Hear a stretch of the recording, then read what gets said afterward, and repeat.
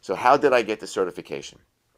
In 2008, the Institute for Functional Medicine um, stated that they were going to offer a certification program, and they wanted to know who was in. So, of course, I raised my hand. I'm in. So what did I have to do? I had to do a prerequisite, which was called Applied Functional Medicine and Clinical Practice. That was a 42-hour course that I traveled to Gig Harbor, Washington in 2003 to take. That was 11 years ago.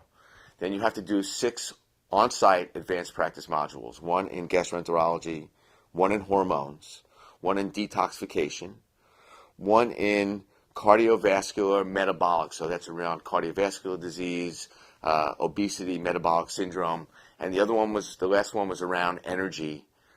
What is that? What do I mean by energy? Is it the energy of the body and how it relates to the mitochondria, which is the powerhouse of your cell, and how that relates to mitochondrial disorders? So what is that? That's Parkinson's, Alzheimer's disease, dementia, chronic fatigue, fibromyalgia. These would all be classified as mitochondriopathies, and that's really around the energy field. And so most patients come in, they have 2 big complaints. And what are your complaints? What your complaint is, I'm tired, all right, and I'm inflamed. All right, so those are the 2 major things that patients have going on, is that they're tired and they have some sort of itis, some sort of inflammatory disorder. Well, what's causing that? In the functional medicine arena, instead of giving you a pill that's going to lower the inflammation, we're going to look to what's causing your inflammation. In a traditional model, you'll find that most of the drugs you take are inhibitors.